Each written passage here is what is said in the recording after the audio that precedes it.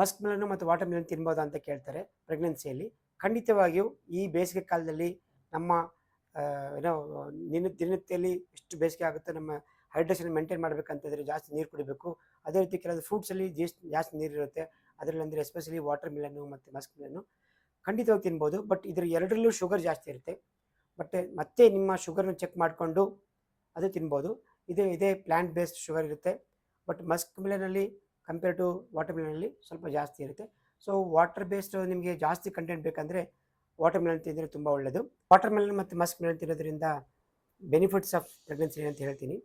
ಇದು ಒಳ್ಳೆ ಫ್ರೂಟ್ಸು ಮತ್ತು ಎಸ್ಪೆಷಲಿ ಬೇಸಿಗೆಯಲ್ಲಿ ಹೈಡ್ರೇಷನ್ ಇಂಪ್ರೂವ್ಮೆಂಟ್ ಮಾಡೋದಕ್ಕೆ ಮತ್ತು vitamin A, vitamin C rich ಇರೋ ಫೈಬರ್ಸ್ ಇದರಲ್ಲಿ ಮತ್ತು ಲಾಟ್ ಆಫ್ ಫೈಬರ್ಸ್ ಇರೋದ್ರಿಂದ ಪ್ರೆಗ್ನೆನ್ಸಿಲಿ ತುಂಬ ಹೆಲ್ಪ್ ಆಗುತ್ತೆ. ಎಸ್ಪೆಷಲಿ ಪ್ರೆಗ್ನೆಂಟ್ ಮದರ್ಗೆ ಕಾನ್ಸ್ಟಿಪೇಷನ್ ಜಾಸ್ತಿ ಇರುತ್ತೆ. ಅದರಿಂದ ನಾವು ರಾ ಫ್ರೂಟ್ಸು ತಿನ್ನೋದ್ರಿಂದ ನಮ್ಮ ಫೈಬರ್ಸ್ ಜಾಸ್ತಿ ಬರುತ್ತೆ.